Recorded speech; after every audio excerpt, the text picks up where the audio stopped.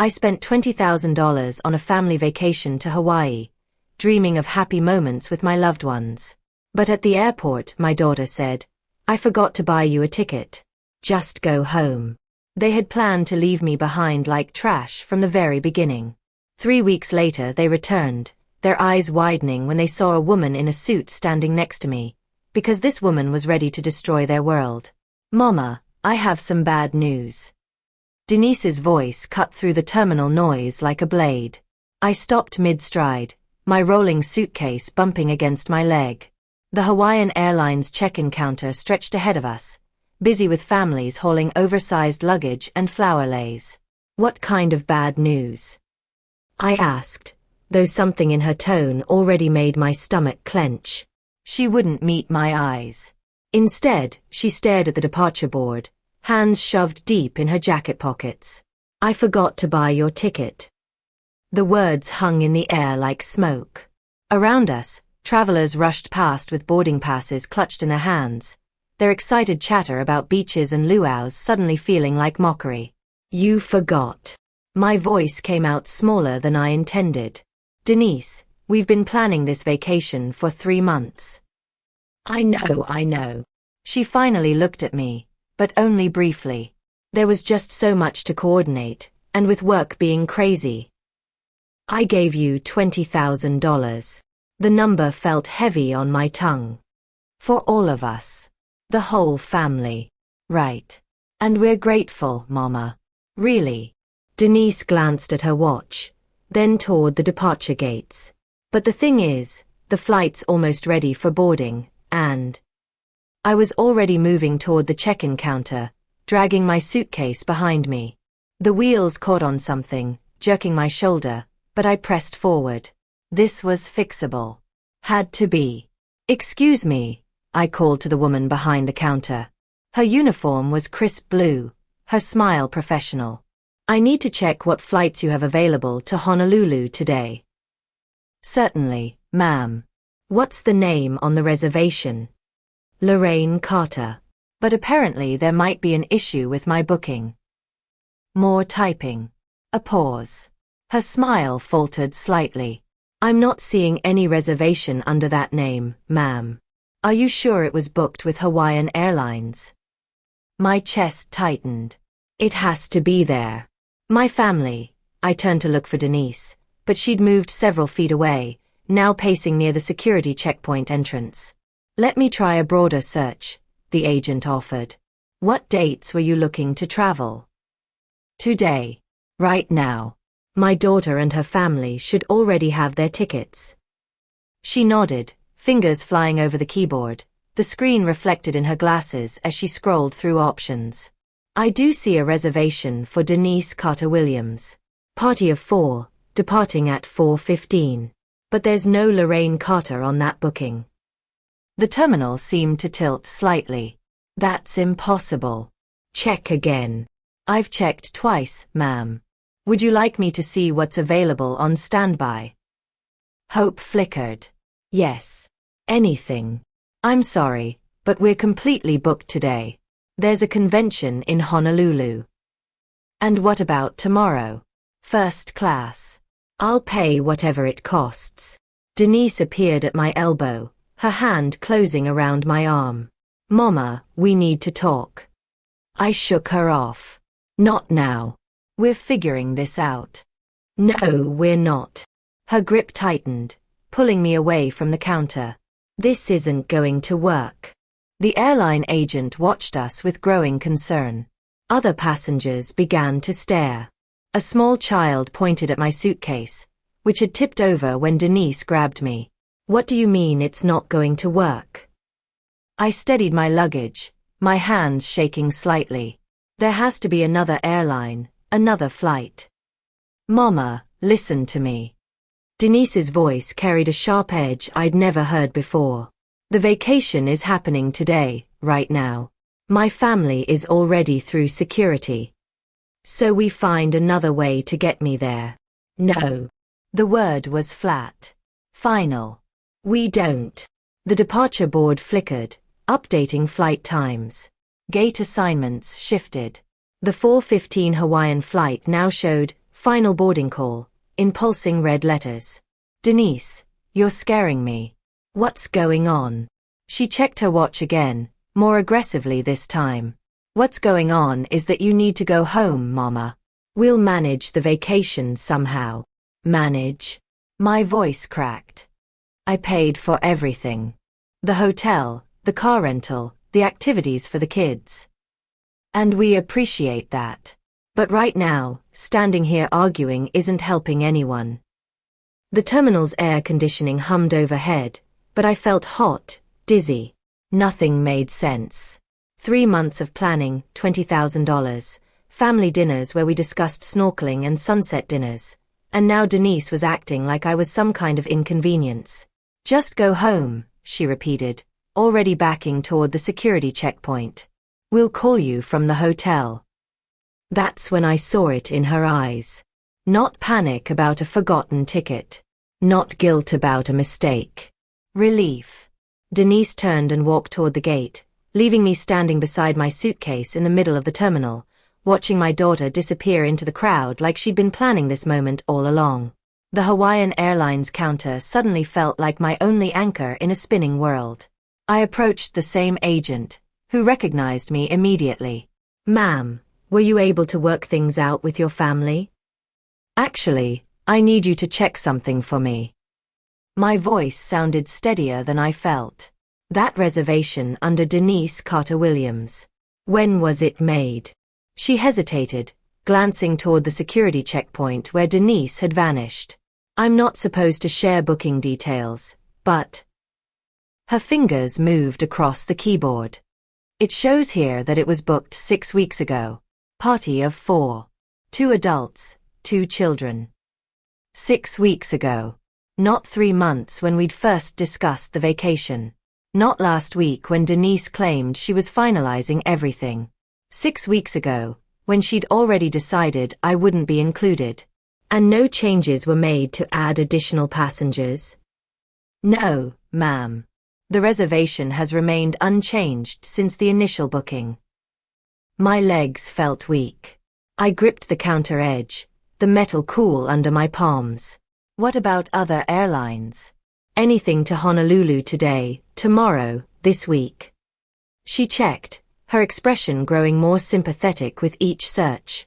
I'm afraid it's convention season. United has a waiting list of 47 people. Alaska Airlines is booked solid through next Tuesday. Next Tuesday. The words tasted bitter. By then, the vacation would be half over. There is one option, she offered quietly. Southwest has a red-eye tonight with 2 stops. Gets you in Thursday afternoon. But it's quite expensive without advanced booking. How expensive? $1,800. I reached for my wallet but stopped. In the distance, I could see the gate for the Hawaiian flight. Denise would be there now, probably texting Marcus, telling him everything was handled. The problem, me, had been dealt with. Ma'am. The agent's voice seemed to come from far away. She knew, I said, more to myself than to her. All along she knew. I'm sorry. I looked at her kind face, her genuine concern for a confused old woman, and suddenly felt embarrassed. This wasn't her problem. This was family business, the kind of ugly truth that should stay private. The flight, I said. Is it still boarding? Final call was 10 minutes ago. They're probably closing the doors now. As if summoned by her words, an announcement crackled over the intercom. Hawaiian Airlines Flight 447 to Honolulu is now closed for boarding. All ticketed passengers should be on board. I turned toward the gate. Even from here, I could see the last few stragglers rushing down the corridor, children in tow, carry-on bags bouncing behind them. Families heading to paradise together. My phone buzzed. A text from Denise. Sorry, Mama. We'll call from hotel. Take care of yourself. Take care of yourself. Like I was some burden she'd finally managed to shed. The agent cleared her throat gently. About that Southwest flight, ma'am. Would you like me to hold it while you decide? I stared at my phone screen. No explanation, no real apology. Just a casual dismissal after taking $20,000 and 3 months of my excitement. No, I said, sliding the phone back into my pocket. No, I don't think so. Are you sure?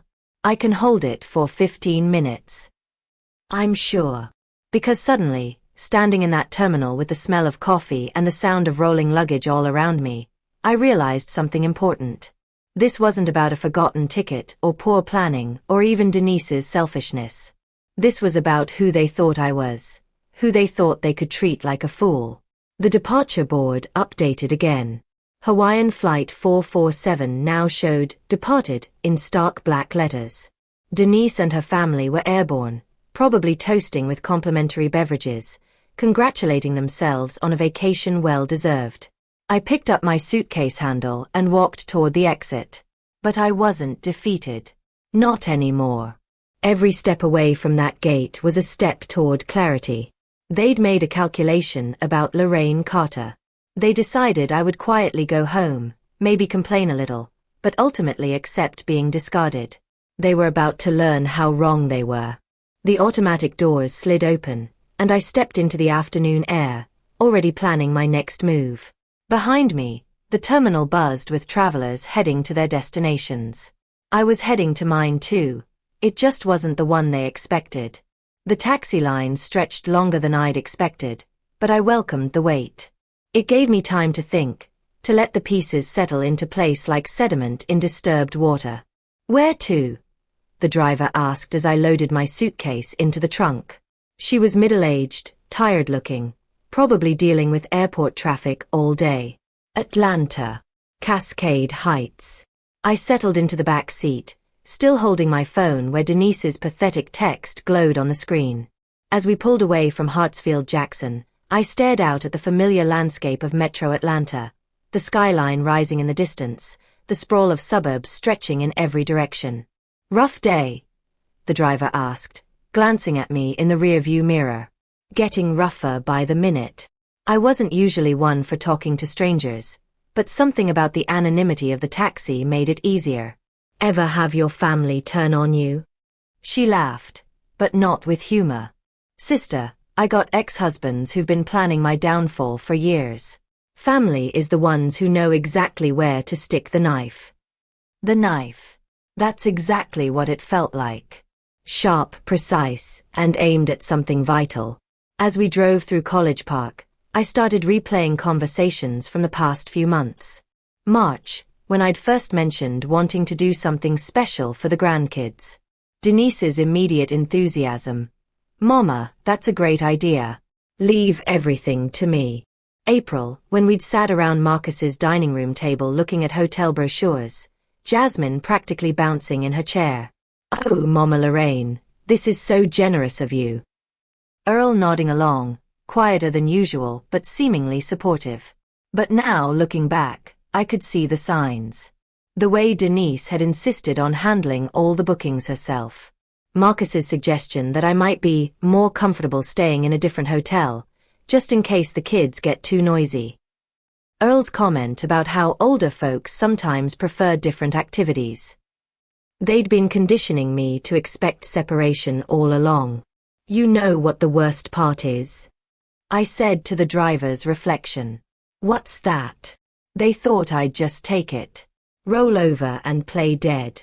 You planning to prove them wrong?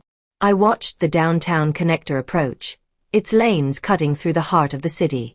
I'm 68 years old. I worked 43 years as a nurse administrator.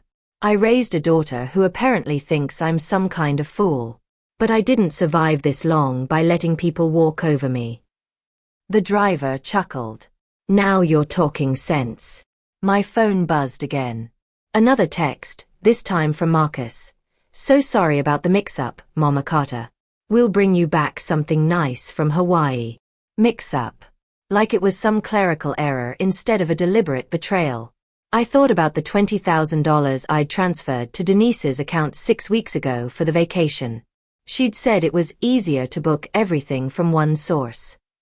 How easily I'd trusted her. How completely I'd been played.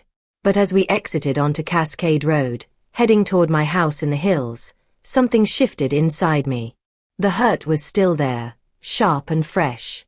But underneath it was something harder, something that had been building pressure like water behind a dam. They wanted to treat me like a doddering old woman who could be discarded when convenient. They wanted to take my money and exclude me from my own grandchildren's vacation. Fine.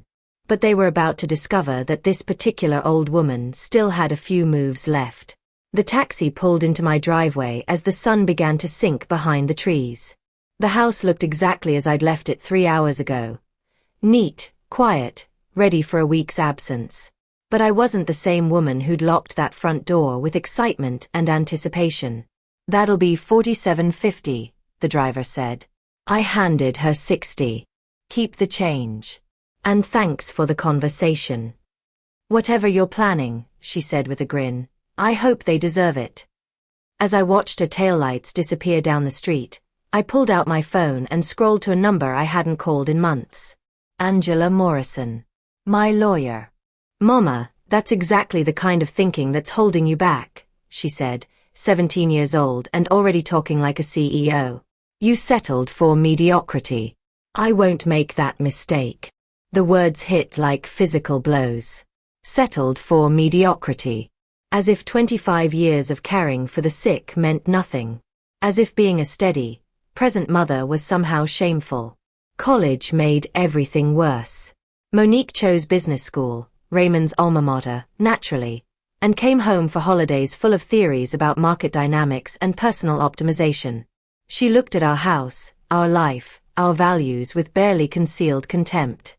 "You could do more, Mama," she'd say, as if my contentment was a personal failing. "Daddy started with nothing and built an empire. You've had the same job for 20 years. Some things matter more than money," I'd reply, but she'd already stopped listening. The final explosion came during her senior year. Raymond had been working 100-hour weeks on some massive acquisition deal. I'd been handling everything at home, grocery shopping, laundry, the mundane tasks that kept life running. When he missed Monique's graduation because of a client crisis, I finally said what had been building for years. "This is enough, Raymond. Family has to come first sometimes." He stood in our kitchen, that crystal and granite shrine to success, still wearing his business suit at midnight, checking emails on his phone. "Don't you dare lecture me about priorities. Everything we have, everything Monique's accomplished, exists because of my work. What about everything we've lost?" "Like what?" He finally looked up from his phone, genuinely puzzled. "Like us. Like being a family instead of a corporation." He stared at me for a long moment, and I saw my answer in his eyes before he spoke. We weren't a family anymore. We were a business arrangement that had outlived its usefulness. "Maybe it's time we stopped pretending this is working," he said quietly. The divorce took 6 months. Raymond's lawyers were efficient, professional, devastating.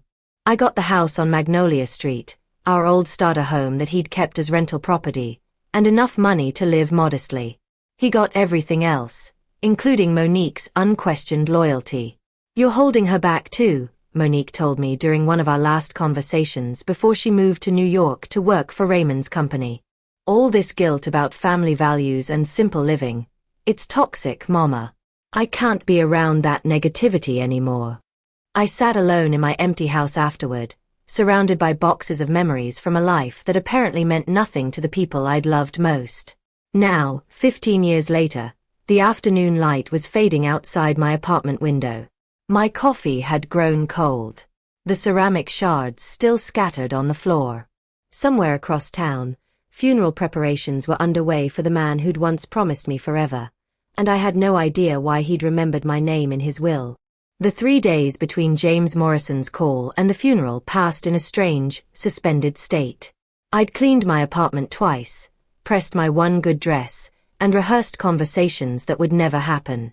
Each morning I'd considered not going, but each evening found me still committed to paying my respects, whatever the cost.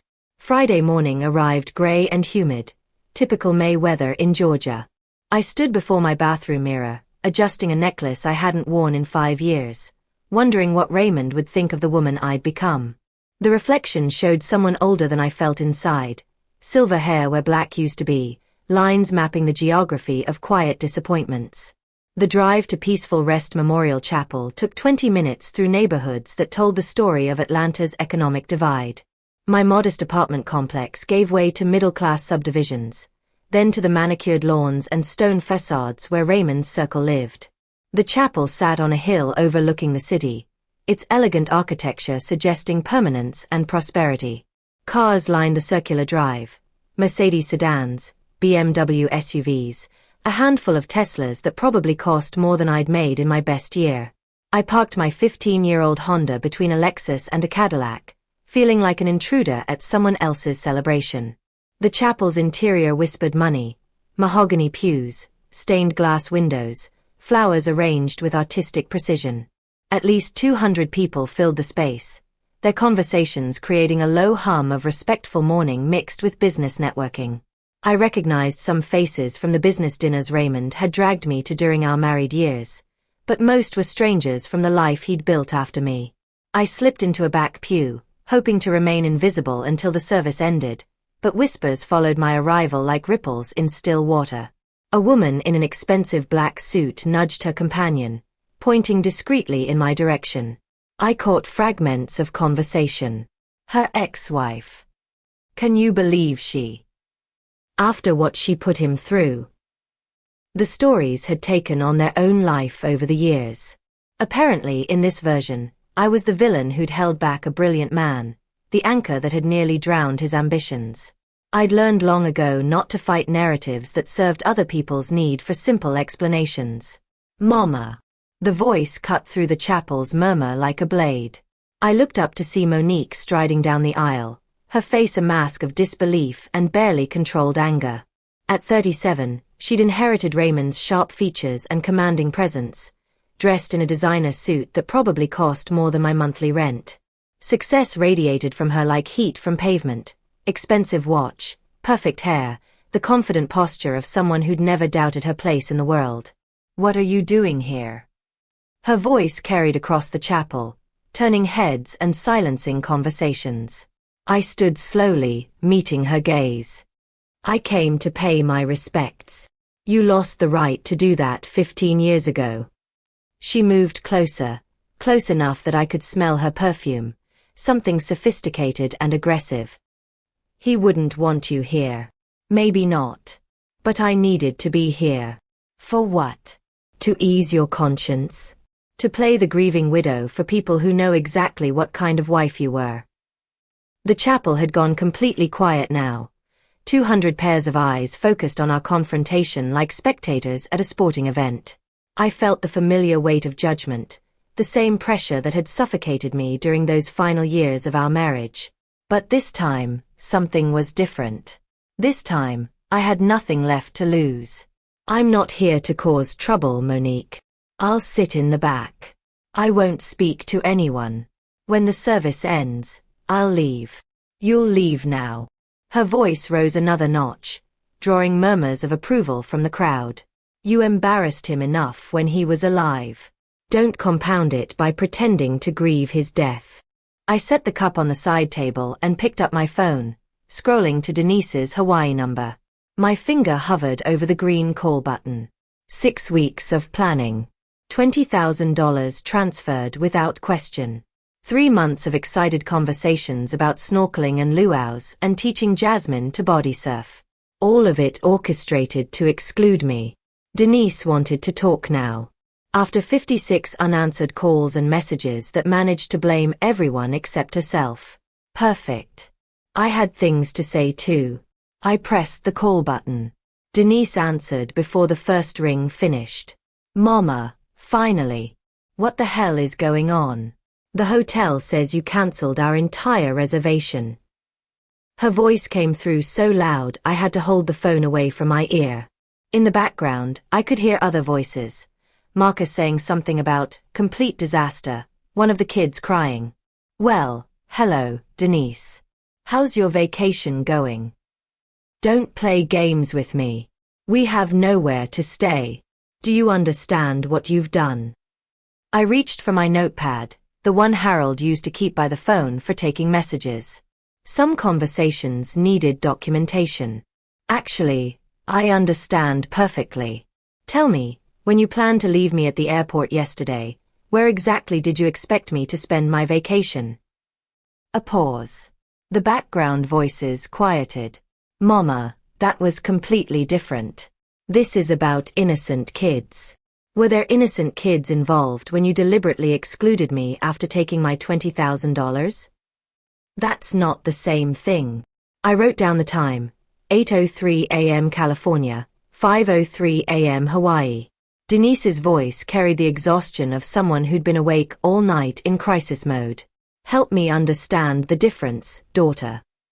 The difference is we're stuck in a foreign place with no money and kids who don't understand why their vacation got ruined. Interesting. Yesterday you told me to just go home when I was stuck in a foreign airport. What changed? Marcus's voice grew louder in the background. Denise, tell her about the credit cards. Credit cards. I made a note. Mama, we can't afford another hotel. Everything's booked solid anyway because of some convention. We put the entire trip on credit expecting to pay it off with. She stopped. Expecting different circumstances. You mean expecting to pay it off with my money while I sat home like a discarded piece of furniture? Stop being dramatic. This isn't about you anymore. It's about Jasmine and Malik. It became about me the moment you took my money and excluded me from my own grandchildren's vacation. Denise's voice shifted, becoming harder. Fine. You want to play hardball? When I get back to Georgia, you're going to regret this. You think you can manipulate this family with money. I wrote that down, word for word. You're going to regret this. Denise, are you threatening me? I'm promising you that actions have consequences, old woman. Old woman. I noted that too. You're absolutely right about consequences. For instance, the consequence of betraying someone's trust is that they stop trusting you. This is ridiculous. You're punishing children because you got your feelings hurt. I'm teaching adults that stealing $20,000 and abandoning family members has repercussions. We didn't steal anything. You gave us that money for a family vacation. Which by definition includes family. Silence. Except for Earl's voice in the distance, something about never should have listened, and this is a disaster. Denise tried a different approach. Mama, look. Maybe we handled things badly yesterday. But right now we need to focus on fixing the situation. Can you call the hotel and... No. What do you mean, no? I mean the word, no, Denise. It's what you should have heard yesterday when you suggested I just go home and miss my own grandchildren's vacation. This is insane. You're acting like some kind of vindictive. I hung up. The living room felt perfectly quiet after Denise's shouting. Outside, a cardinal landed near Harold's old bird feeder, its red feathers bright against the morning light. I looked at my notepad. Threats. Insults. Financial admissions. Zero accountability. My phone immediately started ringing again. Hawaii number. I turned it off and finished my coffee, watching the cardinal navigate between branches with purpose and precision. Some lessons couldn't be taught with words. I stared at my notepad where Denise's threats glared back at me in black ink. You're going to regret this, old woman. The words looked even uglier written down than they'd sounded through the phone. Harold's reading chair sat empty by the window, afternoon light streaming across the leather cushions he'd chosen 30 years ago. I could almost see him there, hands folded in his lap, waiting for me to ask the right question. What would you do, Harold? But I already knew. Harold never let anyone push him around, not even when it cost him friendships or family comfort. He'd built a career in hospital administration by standing up to board members who thought a black man didn't belong in leadership. Sometimes kindness gets mistaken for weakness, he used to say. Don't let people confuse the two, Lorraine. I'd been kind to Denise her whole life. paid her college tuition when she struggled with grades, co-signed her first apartment lease when no one else would trust her, covered her mortgage payments during 3 separate job changes, funded family vacations, school supplies for the grandkids, medical bills when Marcus needed surgery. Kindness. All of it interpreted as weakness. My office felt different now, like sacred ground where important decisions get made. I opened the filing cabinet Harold had organized so perfectly, every folder labeled in his careful handwriting. Financial family support contained the evidence of 20 years of generosity. Bank statements showing monthly transfers to Denise's mortgage company. Receipts for Jasmine's dance lessons and Malik's basketball equipment. Medical bills I'd quietly paid when Earl needed his knee replacement. College fund contributions, birthday gifts, Christmas bonuses disguised as loans that were never repaid. $47,000 last year alone. I found Angela Morrison's business card tucked behind Harold's emergency contact list. Morrison and Associates, Estate Planning and Family Law. We'd worked together when Harold died, handling his affairs with the kind of professional precision that made difficult times manageable. Angela understood the weight of family obligations. She'd also understand when those obligations became exploitation. My investment portfolio sat in the bottom drawer. Statements showing the careful accumulation of 43 years in healthcare administration. Real estate appreciation, retirement accounts, savings bonds, stock options from the hospital system I'd consulted for after official retirement. Denise had no idea how much she was about to lose. The afternoon sun slanted lower now, casting long shadows across my desk. Somewhere in Hawaii, my daughter was probably still trying to figure out alternative accommodations. Still convinced this was temporary frustration she could manipulate away with the right combination of guilt and intimidation. She was about to learn the difference between temporary and permanent. I reached for the phone, Angela's card steady in my other hand. The numbers felt significant as I dialed, like coordinates for a destination I'd been avoiding my whole life. Justice wasn't the same as revenge. Harold taught me that too.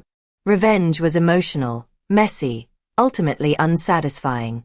Justice was clean, proportional, educational. Denise wanted to play hardball? Perfect. I'd spent 4 decades in hospital politics with people who thought nursing backgrounds made you soft. None of them made that mistake twice. The phone rang once, twice. Morrison and Associates. How may I help you? This is Keisha speaking. Angela Morrison's office. This is Lorraine Carter. I need to schedule an urgent consultation with Angela about estate planning. The appointment was set for tomorrow afternoon. I slept better that night than I had since this whole mess started, waking up refreshed and clear-headed for the drive to downtown Atlanta. Angela's office occupied the 15th floor of a glass tower on Peachtree Street, all polished marble and expensive wood paneling, the kind of space that charged by the hour and delivered results worth every penny. Lorraine, come in. Angela stood to greet me, her handshake firm and reassuring. At 55, she carried herself with the confidence of someone who'd spent decades solving other people's complicated problems.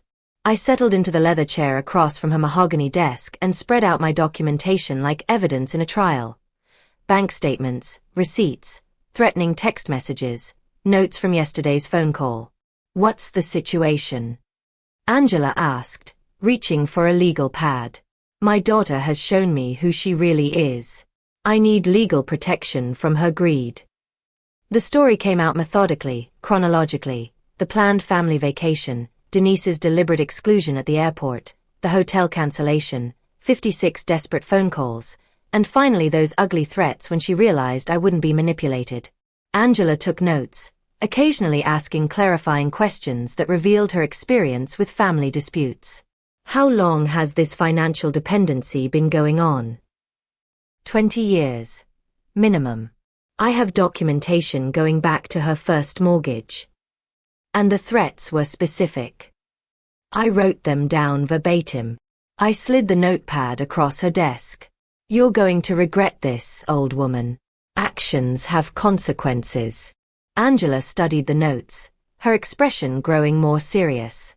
Lorraine, this sounds like attempted financial coercion. In Georgia, that's grounds for disinheritance with legal protection against challenges. Meaning if you choose to modify your will, we can structure it to withstand any attempt by Denise to contest it in court. The relief felt physical, like setting down a weight I'd been carrying without realizing it. I want her completely excluded, I said. Everything I've built goes to organizations that will actually use it for good. Angela opened her computer and pulled up estate planning templates. Let me walk you through the options. We can establish a new will with charitable beneficiaries, including specific language about why Denise is excluded. For the next hour, we discussed details. The Atlanta Community Foundation would receive the bulk of my estate. Nursing scholarships at Spelman College would get a substantial endowment. Local senior services, community development programs, youth mentorship, causes that mattered, run by people who understood stewardship. The documentation you've provided shows a clear pattern of financial exploitation, Angela said, reviewing my bank statements. Combined with the threatening language, we have solid grounds for disinheritance. How long will this take? I can have documents ready for signature by next week. We'll need witnesses, notarization, and I'd recommend a video recording of the signing to document your mental competency. Whatever it takes. Angela leaned back in her chair, studying me with the careful attention of someone making sure her client understood the implications. Lorraine, this is permanent. Once executed, this will fundamentally change your family relationships. They changed first, I said. I'm just making it official. And you're certain about this?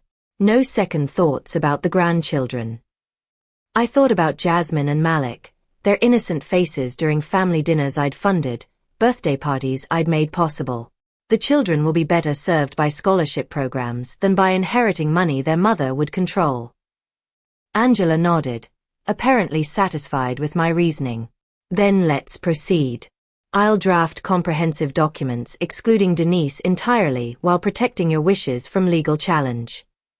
We shook hands as the meeting concluded, her grip conveying both professional competence and personal understanding. I'll call you when everything's ready for signature. Walking back through the marble lobby, I felt lighter than I had in years. The law was on my side. Justice would be served. And Denise would finally learn that actions really do have consequences. The elevator descended 15 floors while I processed what had just happened in Angela's office. Legal protection was coming. Real, permanent consequences for Denise's betrayal and threats. That week passed peacefully, filled with the kind of routine I'd neglected during months of vacation planning. Morning walks around my Cascade Heights neighborhood. Afternoon reading in Harold's chair. Evening meals prepared without rushing to accommodate family phone calls or visits.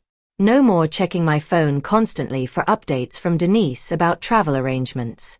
No more wondering if Earl would like the restaurant reservations I'd made, or whether Shirley needed different activities for her arthritis. Just quiet, ordered days while Angela prepared the legal documents that would change everything. Friday afternoon, my phone rang. Angela's office. Lorraine, the documents are ready. Can you come in Monday for the signing? Absolutely. Just to confirm, you're still committed to these changes? More than ever.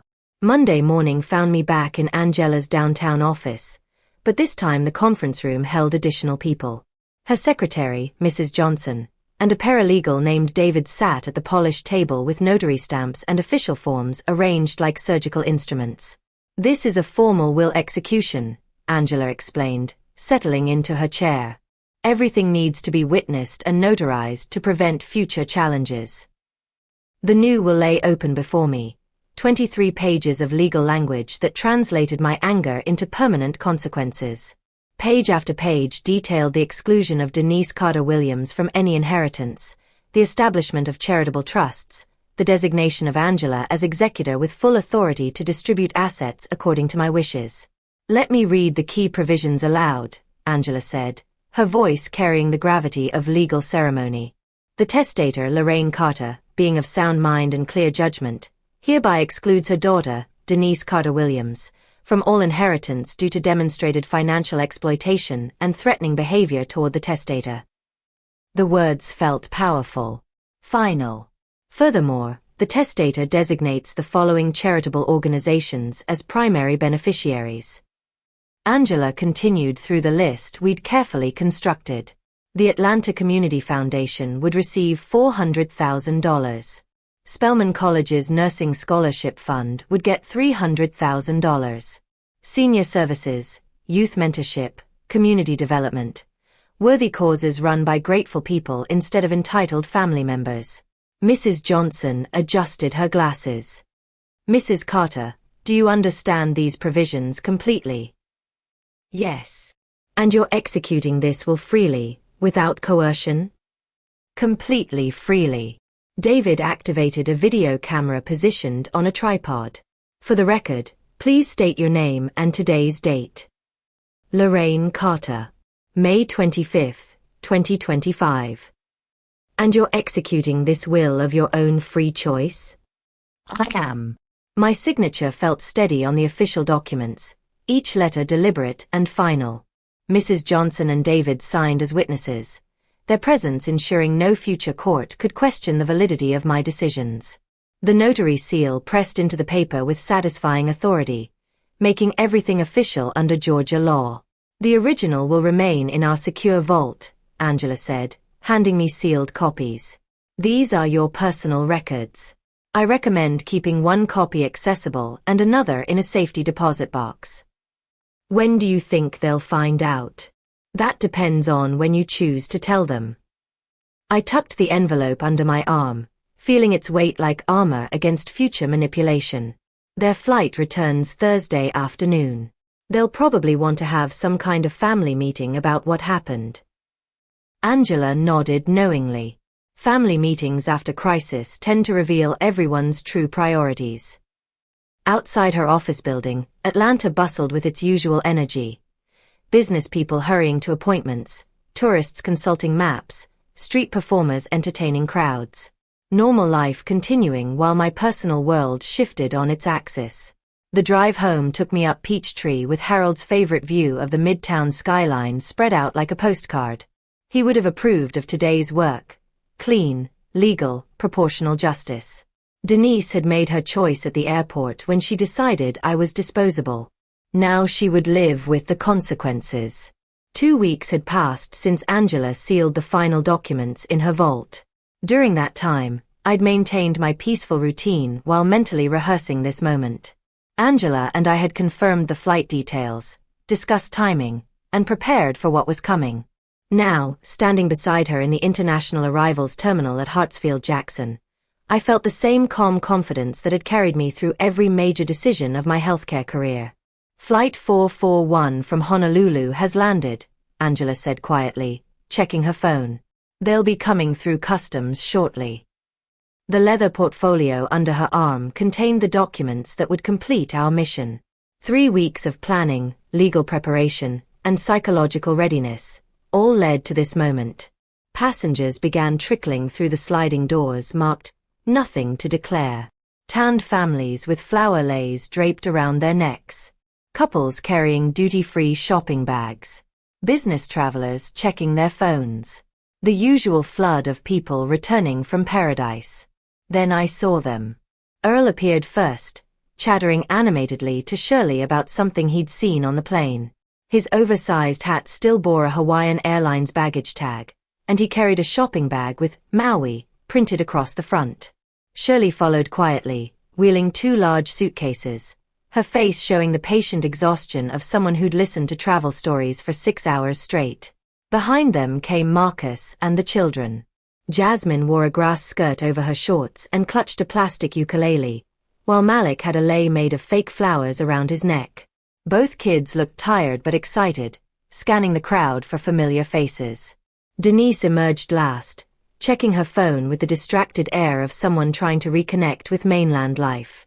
Her Hawaiian print dress hung loose over sandals, and she moved with the relaxed swagger of a woman who thought her problems were behind her. Then Jasmine spotted me. "Grandma." She broke away from the group and ran toward me, her plastic ukulele bouncing against her side. Malik followed, his face lighting up with genuine joy. "Grandma Lorraine, we missed you so much. Wait until you hear about the dolphins." I knelt down to hug them both, feeling their small arms wrap around my neck with the uncomplicated love that only grandchildren can offer. For a moment, the weight of what was about to happen pressed against my chest. But then I looked up and saw Denise's face. She'd stopped walking entirely, her relaxed vacation demeanor evaporating as she processed the unexpected welcoming committee. Her eyes moved from me to Angela, taking in my lawyer's professional attire and the portfolio tucked under her arm. "Mama." Denise's voice carried a note of weariness. "What are you doing here?" "Welcoming you home," I said, standing up and gently positioning the children beside me. "How was your vacation?" Marcus appeared at Denise's elbow, his expression shifting from confusion to something approaching alarm as he noticed Angela's presence. Earl, oblivious to the tension, continued his chatter. "Lorraine, what a wonderful surprise. Wait until you hear about the luau we went to, and the resort had this amazing breakfast buffet." "Earl," Shirley said quietly, her accountant's instincts picking up on undercurrents he'd missed. "Maybe we should." Angela stepped forward, her movement precise and professional. "Mrs. Denise Carter-Williams?" Her voice carried the formal tone of official business. Denise's face went pale beneath her vacation tan. Angela extended the sealed manila envelope toward Denise with the formal gravity of a court officer serving papers. "Mrs. Denise Carter-Williams, this is a copy of your mother's revised last will and testament, executed on May 25, 2025. Denise's hands trembled as she accepted the envelope. The airport noise, announcements, luggage wheels, conversations, seemed to fade into background static as everyone's attention focused on the legal document. "What is this?" Marcus whispered, reading the return address on the envelope. Denise broke the seal with jerky movements, her vacation relaxation completely evaporated. She unfolded the papers and began scanning the contents, her eyes moving rapidly across the legal text. I watched her face transform as comprehension dawned. First confusion, then disbelief, then something approaching horror as she reached the crucial passages about disinheritance. "This can't be real," she said, her voice barely above a whisper. Marcus leaned over her shoulder, reading the same devastating words. His face drained of all color as he processed the implications. "Mama," he said, trying to maintain a reasonable tone, "surely we can work this out. Think about the children. They're your grandchildren." "I did think about them," I replied calmly. "That's why I paid $20,000 for their Hawaiian vacation." Denise's head snapped up from the documents, her eyes blazing with the kind of desperate fury that comes from watching a life plan collapse in real time. "You can't do this to us. I'm your daughter." "Yes," I said. "The daughter who left me stranded at an airport and threatened me when I finally stood up for myself." Earl, finally grasping that something serious was happening, stopped his chatter mid-sentence. "Lorraine, what's going on? Why does everyone look so upset?" Shirley took his arm gently. "Earl, maybe we should give them some privacy." But Denise wasn't interested in privacy. "This is impossible. You can't disinherit family. There are laws." Angela spoke with professional calm. "Actually, Mrs. Carter-Williams, Georgia probate law fully supports your mother's right to distribute her estate as she sees fit. The documentation is legally ironclad. I'll contest it in court." Denise's voice rose enough to attract glances from other travelers. "This won't stand." "Please do," I said. "Angela has prepared for that possibility. The video recording of my competency evaluation should be particularly compelling to any judge." Marcus was still scanning the legal documents, his practical mind calculating losses. "The house, the investments, everything?" "Everything," Angela confirmed. "The Atlanta Community Foundation and Spelman College Nursing Scholarship Fund are now the primary beneficiaries." Denise crumpled the papers in her fist, then immediately smoothed them out again, as if that might change their contents. This is insane. You're throwing away your family over one stupid argument. One stupid argument. My voice remained level, but I felt Harold's spirit strengthening my resolve. Denise, you took $20,000 from me, excluded me from my own grandchildren's vacation, and threatened me when I objected. That's not an argument. That's betrayal. Jasmine tugged at my jacket. Grandma, why is Mommy yelling? I looked down at her concerned face and felt a pang of genuine sadness. These children would grow up wondering why their inheritance disappeared, never understanding their mother's greed had cost them their future. Sometimes grown-ups make mistakes that have big consequences, I told her gently. Denise's desperation reached a new pitch. We'll get lawyers. We'll prove you were manipulated, that you're not thinking clearly. Angela opened her own portfolio and handed Denise a business card. I'd be happy to provide documentation of your mother's complete mental competency to any attorney you hire. Fair warning, frivolous litigation can be expensive. The family stood clustered around their vacation luggage, the happy memories of Hawaiian beaches already overshadowed by this new reality. Earl kept looking between faces, still not fully comprehending the magnitude of what had happened. Shirley, however, understood completely. Her accounting background had taught her to recognize when numbers added up to disaster. Denise, she said quietly, maybe you should have thought about consequences before you acted. Denise whirled on her mother-in-law. Don't lecture me. This affects all of us. No, I said firmly. This affects the people who betrayed my trust. Your children are innocent. That's why I've established scholarship funds that will help children like them for generations. Angela closed her portfolio with finality. Ladies and gentlemen, our business here is concluded. She turned toward the terminal exit, and I followed, leaving Denise's family to process their new reality amidst the cheerful chaos of returning travelers and vacation reunions. Behind us, I could hear Denise's voice calling after us, still trying to negotiate, still unable to accept that some consequences are permanent.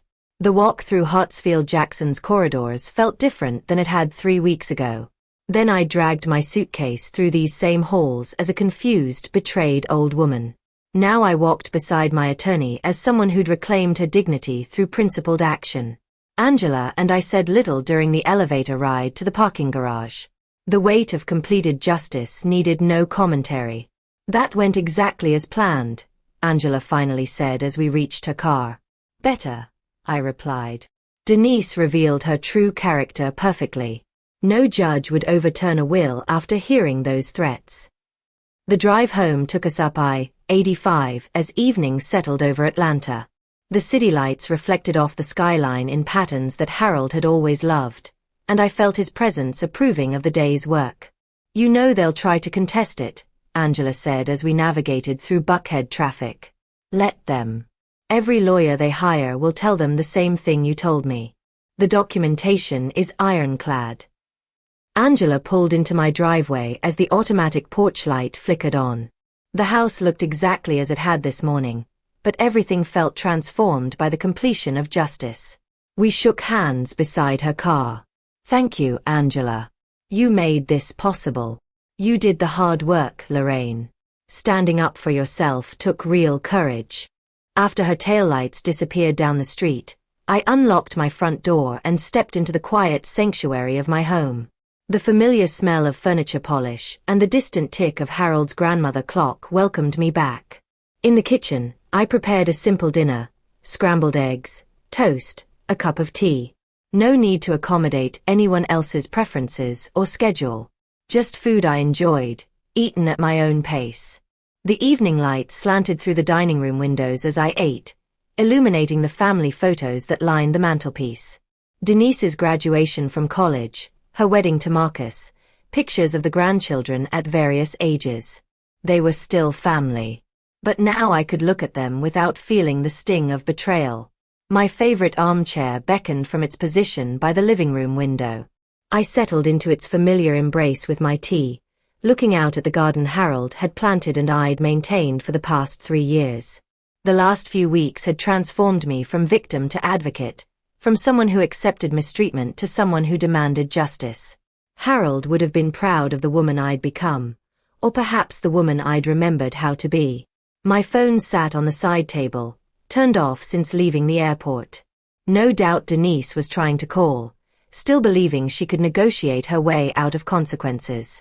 But some lessons can only be learned, never taught. The charitable organizations would receive my call tomorrow. The Atlanta Community Foundation, Spelman College's nursing school, the Senior Services Program. Worthy causes run by grateful people who understood stewardship. My money would fund dance lessons for children whose parents worked multiple jobs. It would pay for nursing textbooks for students who couldn't afford them. It would provide meals and companionship for seniors who'd been forgotten by their families. Real good in the world, instead of funding more vacations I'd be excluded from. The sun set behind Atlanta's trees, painting my living room in shades of gold and amber. Somewhere across the city, Denise's family was probably still processing the magnitude of their changed circumstances. Earl would be confused. Shirley quietly calculating. Marcus planning damage control. And Denise. Denise would be learning that actions really do have consequences. I finished my tea as darkness settled over the neighborhood. Tomorrow would bring its own challenges. Phone calls from family members, possibly legal papers from desperate attorneys, the logistics of updating bank accounts and investment portfolios. But tonight, I sat in my own chair, in my own house, surrounded by the quiet dignity of a woman who'd reclaimed her self-respect. Harold's wisdom had guided me through the darkest period of family betrayal to this moment of peaceful resolution. Justice served. Lessons learned. Future secured. It was enough. It was perfect. It was finally, completely mine.